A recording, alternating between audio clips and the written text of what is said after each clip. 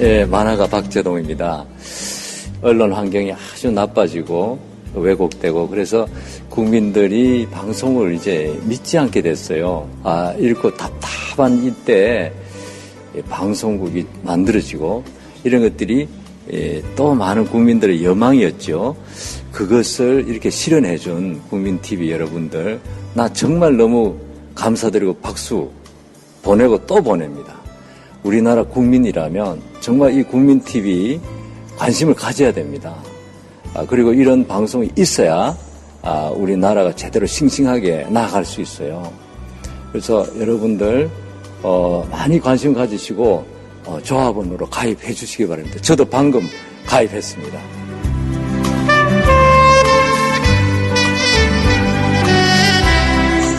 국민 만화가 박재동이 조합원으로 참여하는 국민TV. 모든 국민이 바라는 공정방송의 모델이 될 것입니다. 지금 조합원으로 참여하세요. 포털 사이트에서 미디어 협동조합 국민TV를 입력하세요.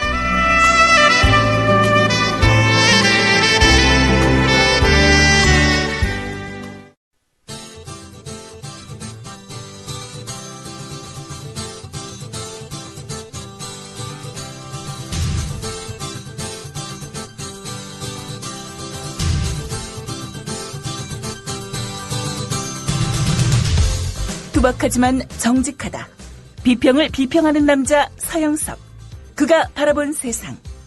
사설과 칼럼을 통해 오늘을 짚어본다. 서영석의 라디오 비평.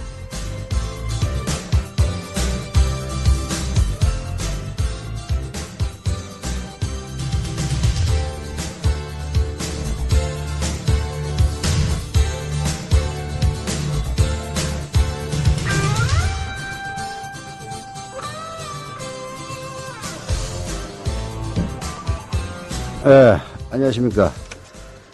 서영석입니다. 오늘 저녁 7시부터 서울 시정광장에서 국정원 불법 부정선거 대선 개입 규탄하는 촛불 집회가 있습니다. 다행히 말복이 지나서인지 며칠 전 지난 토요일만큼 뜨겁지는 않습니다만은 그래도 역시 덥죠. 예, 이 더운 날 또다시 불통하는 박근혜 대통령과 새누리당을 규탄하는, 새누리당을 규탄하는 건 아니죠. 예, 국정원의 불법 대선 개입을 규탄하는 집회가 열린다는 게 참으로 안타깝기도 하고, 이런 나라에서 살고 있다는 사실 자체가 참으로 괴롭기까지 합니다. 예. 오늘도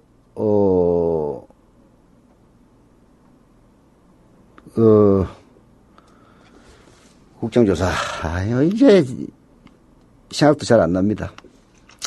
국정조사에 원세훈과 김용판의 이 출석이 불투명합니다. 이런 결국은 일들이 시민들을 분노케 하고 그것들이 촛불을 더 활활 타오르게 하고 있다는 그런 사실을 이 정권은 모르고 있는 듯해 보입니다. 자, 8월 14일 라디오 비평 일단 시작합니다. 함께하고 계신 방송은 정치평론가 서영석 미디어 협동조합 이사가 진행하는 라디오 비평입니다. 국민TV 조합원 인천 번개 모임 여러분들이 신청한 광고입니다. 저는 평범한 시민입니다. 열심히만 살면 잘 살 거라 믿고 살아왔습니다. 하지만 아무리 열심히 해도 삶이 많이 나아지지 않았습니다. 지금은 부당함에 대해 알게 됐고 내가 낸 세금이 잘못 쓰이고 있는 것과 진짜가 가짜가 되고 도둑이 의인이 되는 이런 세상의 이면을 보면서 분노하게 됐습니다.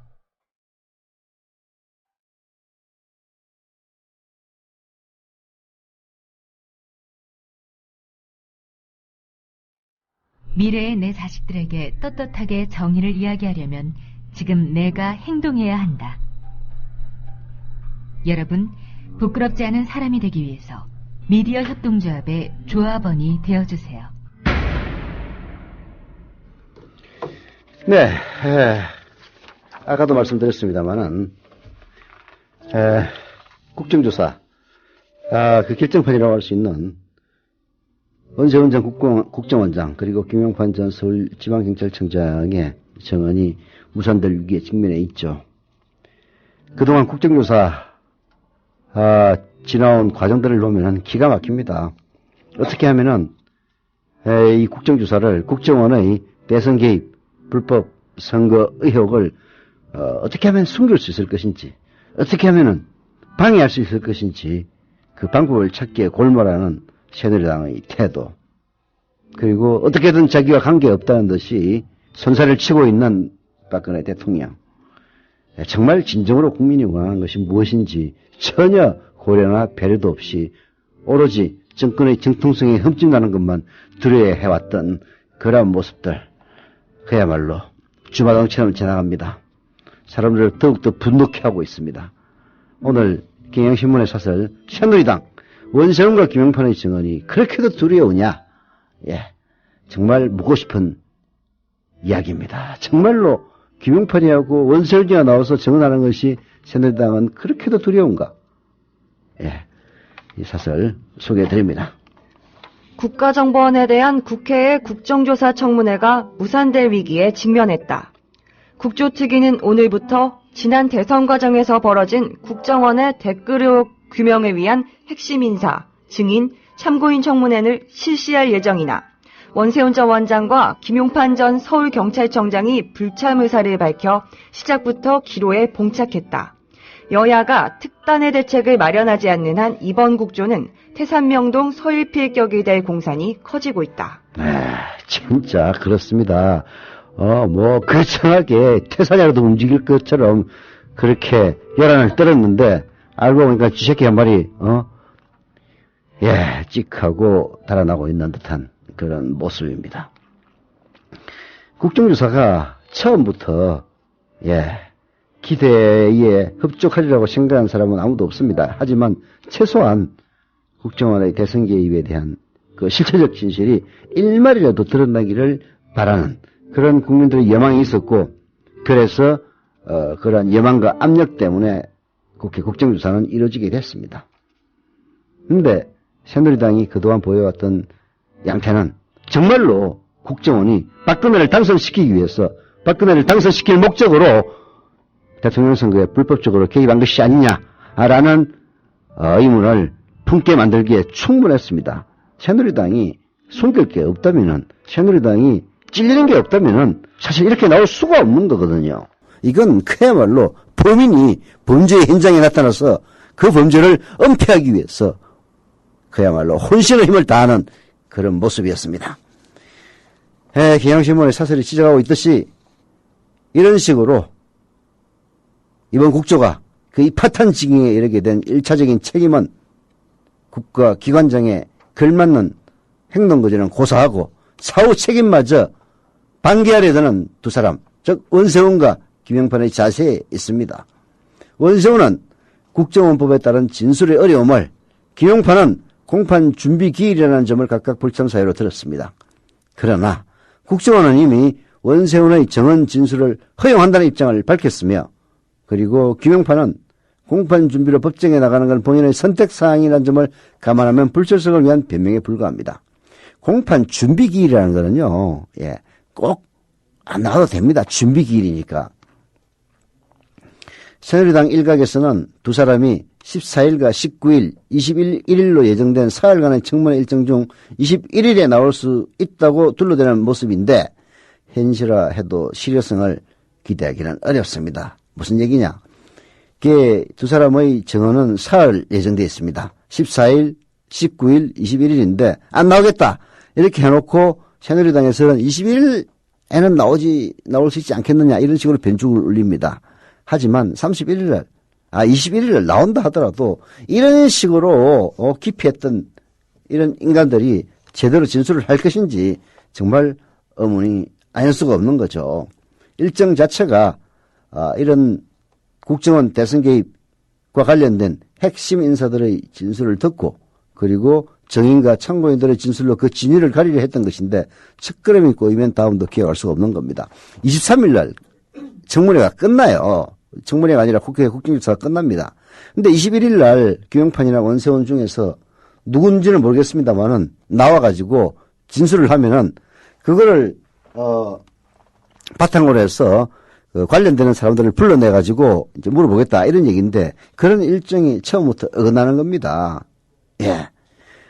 자, 이런 아까도 제가 얘기했습니다만 이런 식으로 꼬이게 만들고 국정조사를 그야말로 파탄을 이렇게 만든 일차적인 책임은 다른 누구도 아닌 바로 새누리당입니다.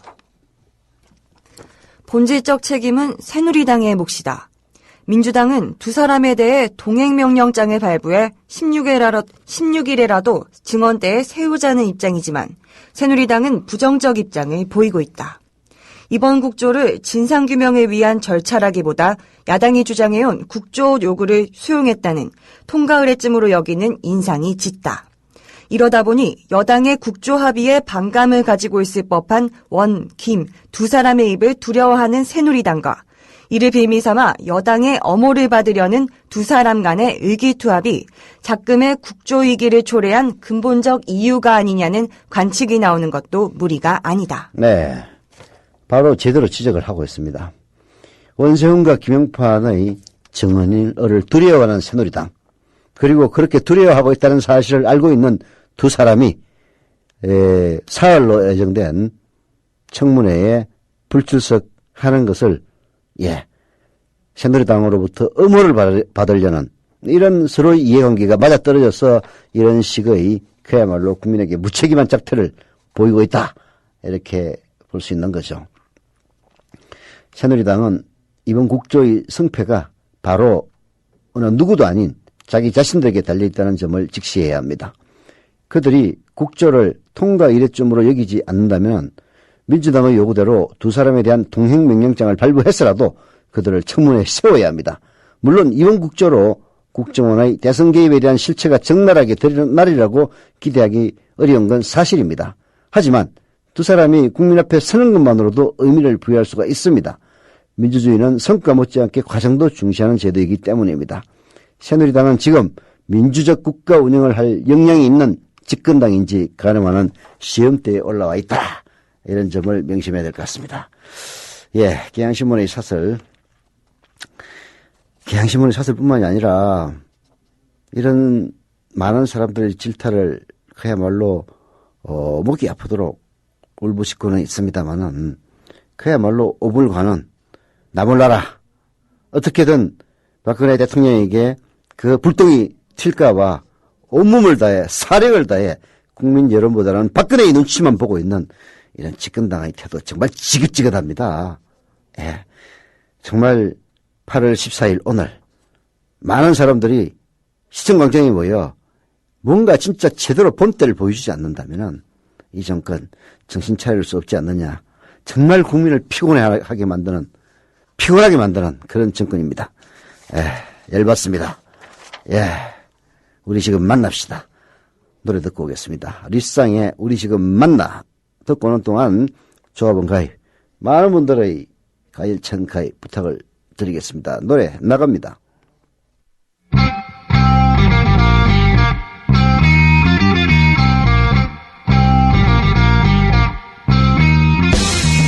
우리 지금 만나 당장 만나 우리 지금 만나 당장 만나 휴대전화 너머로 짓고 있을 너희의 표정을 나는 몰라.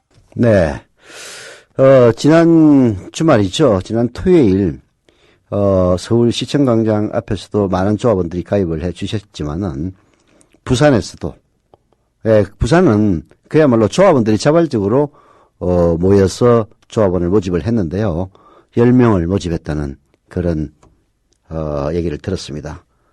정말 감사드립니다. 그리고 부산에 역시 거주하는 오곡정인 엄마의 남편, 오곡정인 아빠님과 그리고 그 자녀분 오곡정인님 감사드립니다. 또 역시 부산인데요. 요즘에 이렇게 부산이 많은지 모르겠네요. 부산에서 부산 출신이라고 제가 정확하게 들었는데, 맞는지 모르겠다. 예. 잠깐만요. 예. 저 때문에 가입했다고 라디오 빅뱅 때 소개해 달라고 하신 분입니다. 부산에서 조합원들끼리 모집해서 가입하신 분입니다. 김영수 조합원님, 감사드립니다. 그리고, 지금, 이번 시간에 가입한 분을 좀 소개를 해드려야 되는데요. 이게 어느 분부터인지 잘 모르겠어요. 지난 시간에 소개를 안 해드렸다고 합니다. 그래서 제가, 무작위적으로 소개를 해드리겠습니다. 이 눈이 나빠가지고 잘 안 보여요. 인천 부평구 부평 1동의 VICPIE, 즉 빅파이님이네요. 조합원 가입 감사드립니다. 주소를 기재하지 않으신 준이 삼촌님 조합원 가입 감사드리고요. 경남 사천시 정동업 고음리의 아들 훈이님 조합원 가입 감사드립니다. 인천 남동구 9월 3동의 긴날개님 조합원 가입 감사드리고요. 경기 용인시 수지구 동천동의 달려라 돼지왕님 조합원 가입 감사드립니다. 경기 안양시 동안구 비산 1동의 내복가 추리닝님 조합원 가입 감사드립니다. 내복가 추리닝님입니다. 서울 중랑구 신내 2동의 가을 이야기님 조합원 가입 감사드립니다. 서울 강남구 청담동의 가족이 최고님 조합원 가입 감사드립니다. 그리고 부산 연제구 연산 2동의 ZJIA 찌아님 조합원 가입 감사드립니다. 그리고 경기 고양시 일산서구 가자동의 일산아짐님 조합원 가입 감사드립니다. 예, 여러분 뭐 다 아시겠지만은 조합원 18,000명을 넘어섰습니다. 출자자 수도 6만 자를 넘어섰습니다. 출자 금액도 30억 원을 넘었습니다.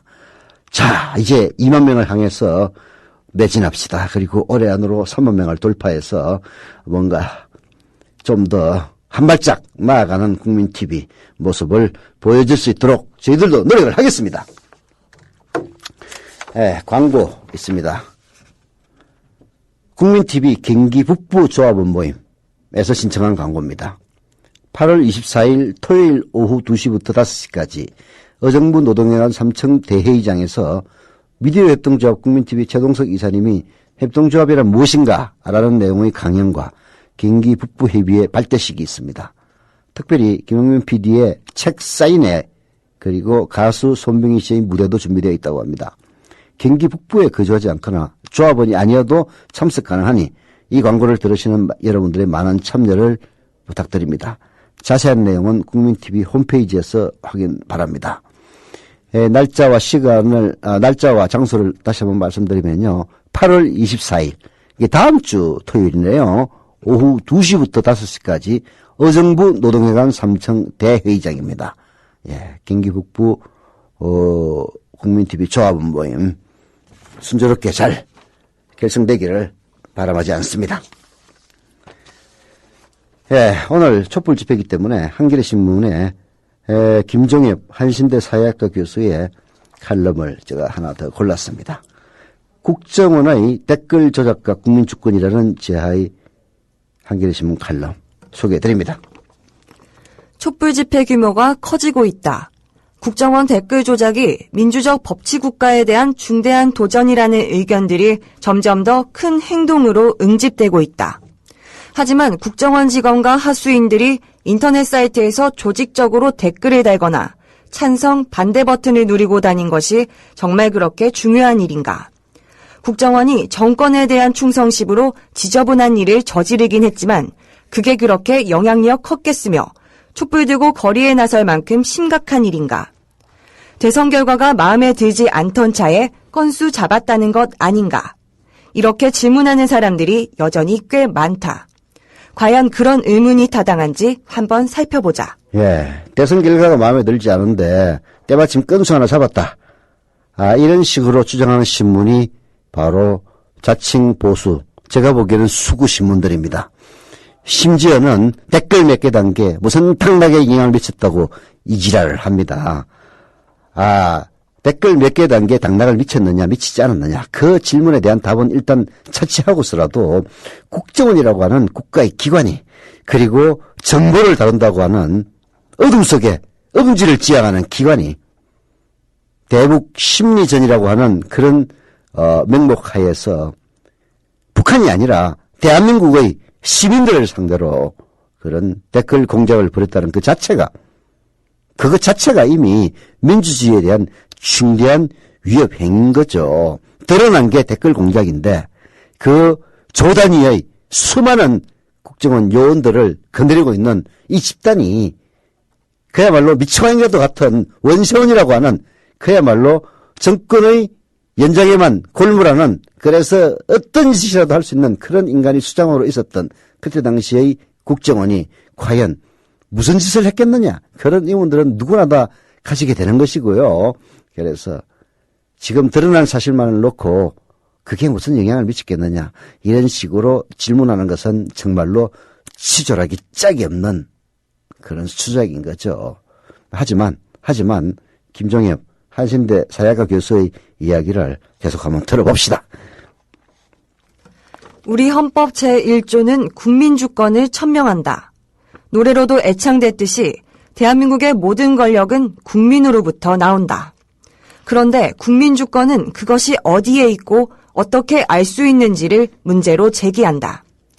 전통시대 군주의 주권과 달리 현대국가의 국민주권은 분산된 다수에게 속하는데 사람들 생각과 의지는 제각각이기 때문이다. 이 때문에 주권적 의지 형성을 위한 제도가 필요하며 우리 헌법에서 법적 효력을 갖는 형태의 국민주권은 공직선거에 나타난 유권자 다수의 의견이다. 의견 표현 기회 제공, 의견의 합산, 다수 의견의 채택이라는 방식으로 국민주권이 확인되고 집행되는 것이다. 네, 공자님 말씀인데요. 그게 국민주권이라는 것은 다수의 의사를 그야말로 표현하는 것이다. 그렇게 해서 국민주권이 발효되는 것인데, 그런 국민주권, 다수의 의사는 어떤 방식으로 발현되느냐. 즉 투표와 그리고 개표, 그리고 다수결에 의한 권력 결정, 이런 과정을 통해서 결정이 되는 겁니다. 그런데 그 투표 행위 자체에 부당한 영향을 미친 요소가 존재를 하고, 심지어는 개표마저도 공정하지 않다고 의심을 받고, 그렇게 해서 만들어진 다수결, 그것도 차이가 3%밖에 나지 않는 다수결이라면 국민들이 의심을 갖는 것은 너무나도 당연한 거죠. 여기에 대해서 해명하고 그리고 설득해야 될 의무를 가지는 것은 국민들이 아니라 바로 집권층, 박근혜 정권 바로 그 자체입니다. 자기들이 그런 식으로 엉뚱한 짓을 저질렀으니까 그게 아니다라고 주장을 하려면 자기들이 변명을 하고 자기들이 입증을 해야 되는데, 그것을 입증할 수 있는 그 장인 국회 국정조사에 대해서 회방을 놓고 어떻게 하면은 이걸 갖다 무산시킬까 골몰하는 것은 결국은 자기 자신의 정통성에 스스로 자신이 없다는 바로 그러한 반증이 아닐 수가 없는 거죠. 예, 계속 읽어봅시다.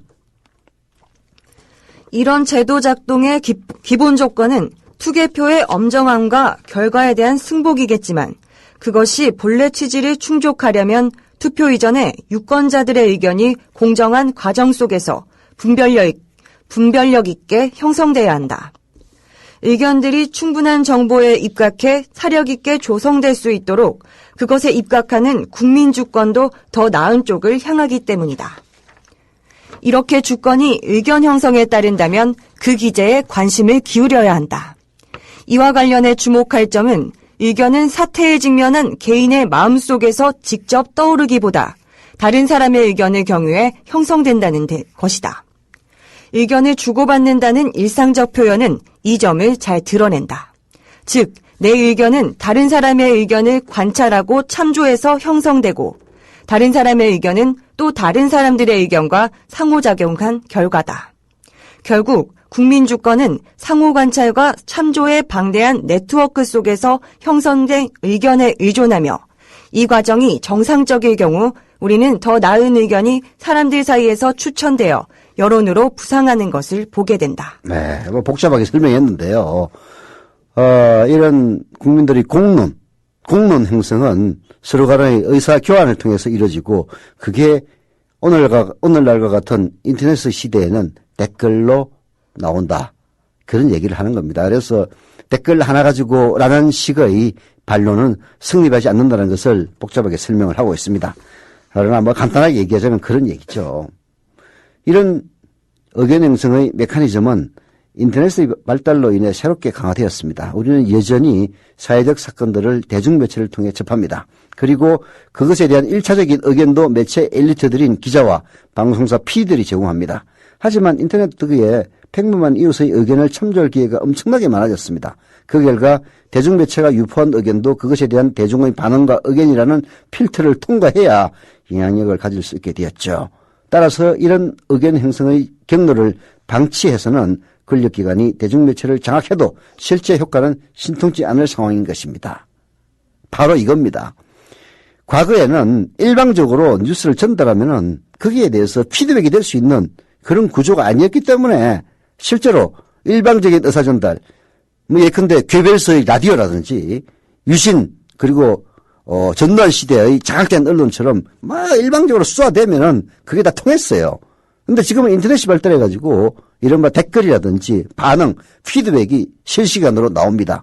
사실 미래다음 저도 많이 봅니다만은 기사 미래다음이 선택한 톱 기사 보지도 않아요. 제가 보는 것은 가장 많이 읽은 기사 그리고 가장 댓글이 많이 붙어있는 기사 그것만 봅니다. 왜? 거기에 바로 우리 국민들의 공론이 그 속에 형성되어 있기 때문입니다. 그러한 공론 형성을 방해하기 위해서 나온 게 바로 국정원의 댓글 공작이에요. 그래서 네이버라든지 네이트와 같은 그런 포털의 기사들 그리고 댓글들은 그야말로 기가 막히게 우경화되어 있었는데 어제 전해철 위원의 폭로에 따르면은 그것들도 국정원 댓글 공작팀의 수작이라는 것 아닙니까?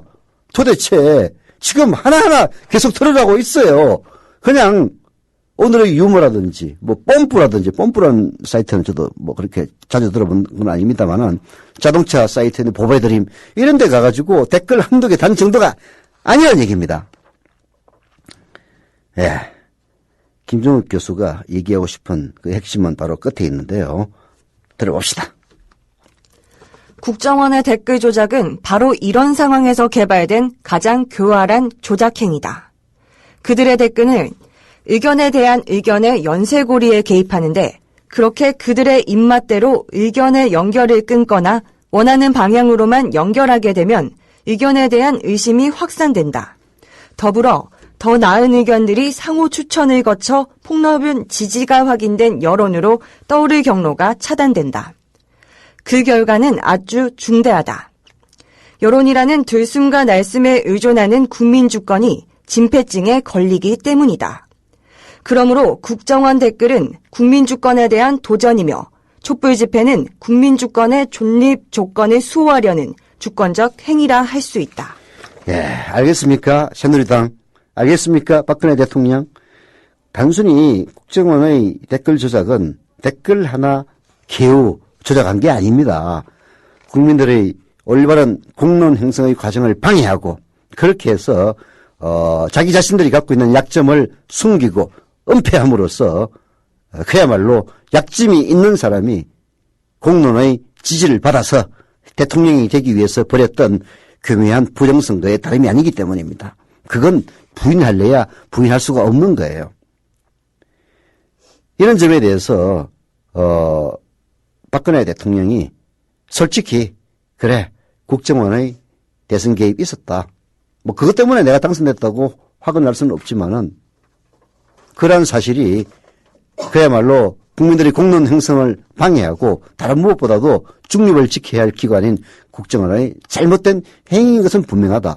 국민들에게 사과하고 그래서 국정원이 앞으로 그러한 선거 개입, 부정선거를 할 수 없도록 제도적으로 개혁하겠다. 이 얘기를 국민들은 바라고 있는 겁니다. 근데 이런 식으로 계속 나오면요. 그 정도 수준에 만족할 수 없었던 국민들. 야, 너 부정선거로 당선된 인간이니까 당장 하야해. 물러나. 라고 하는 의견들이 점차 대세를 점할 수밖에 없는 겁니다.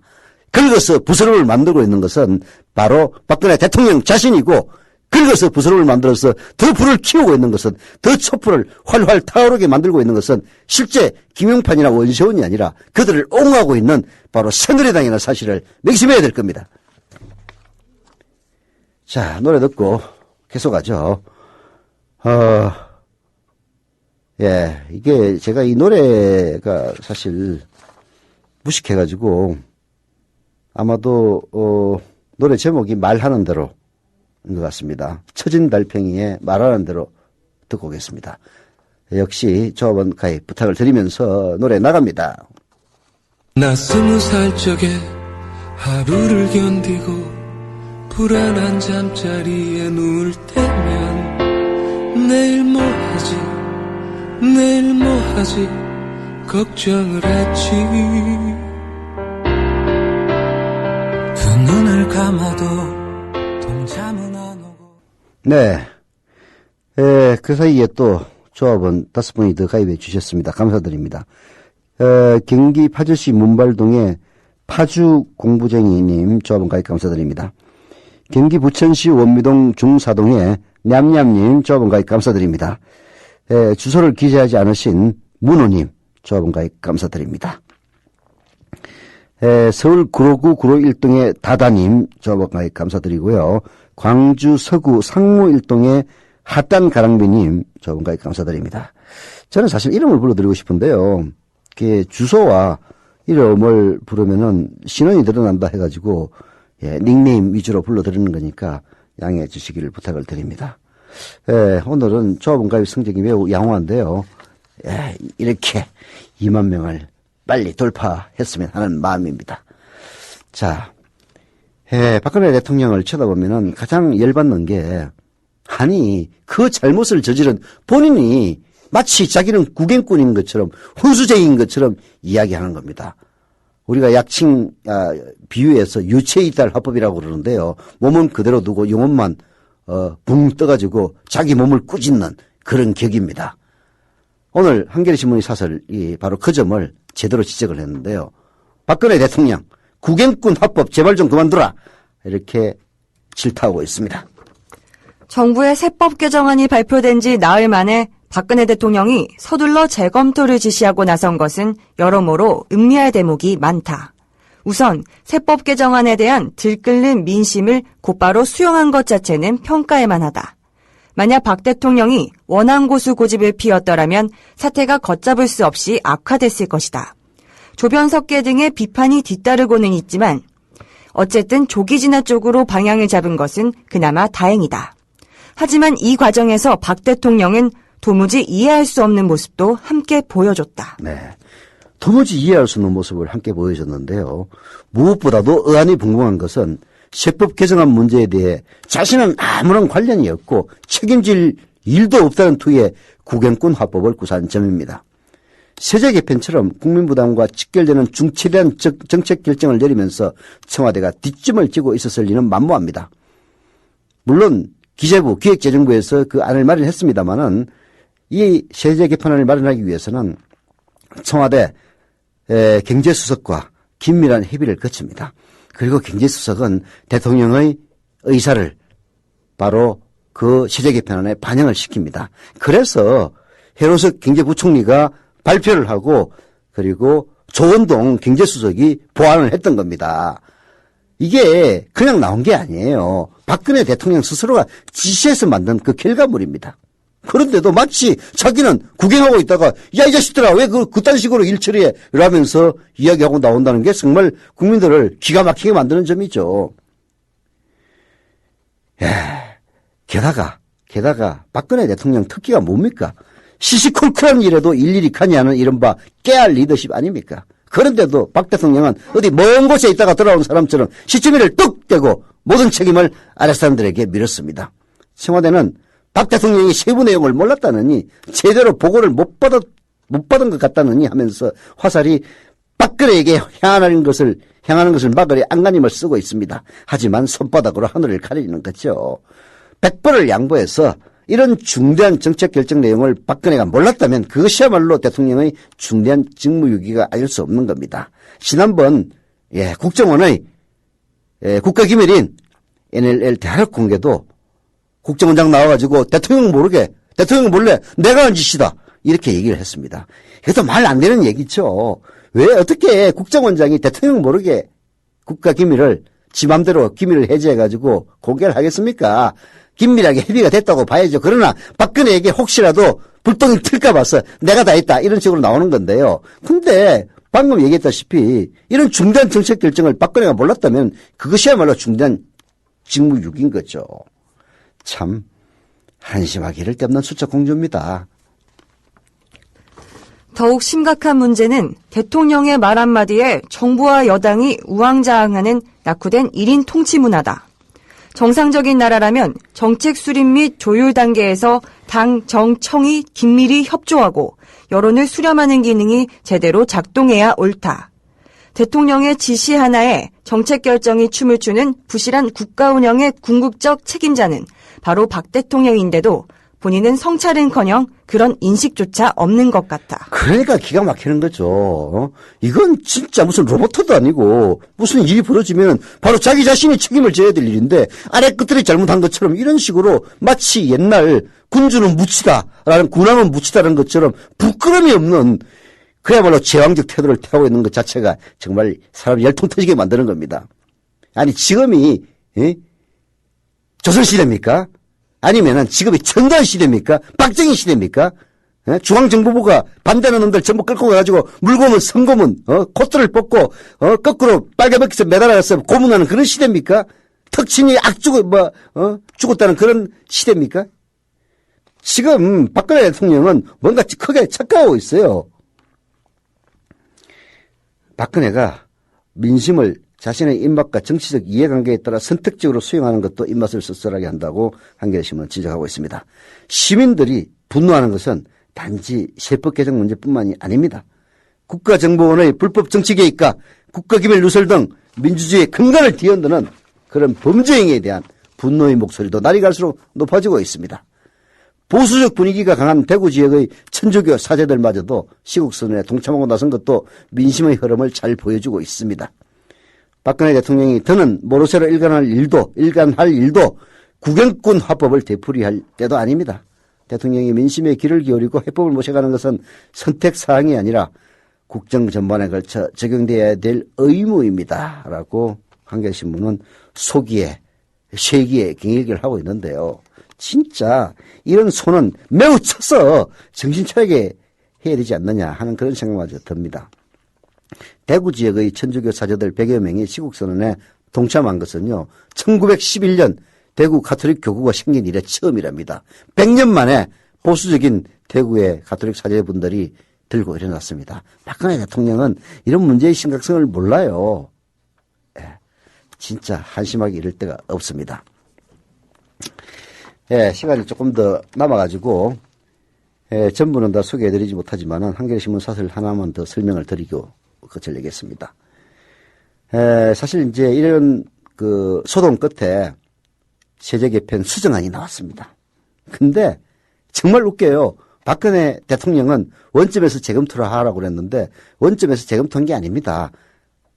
그냥 그대로 한 거예요. 다만 근로소득세의 과세 구간을 3,450만 원에서 5,500만 원으로 올린 것밖에 없어요.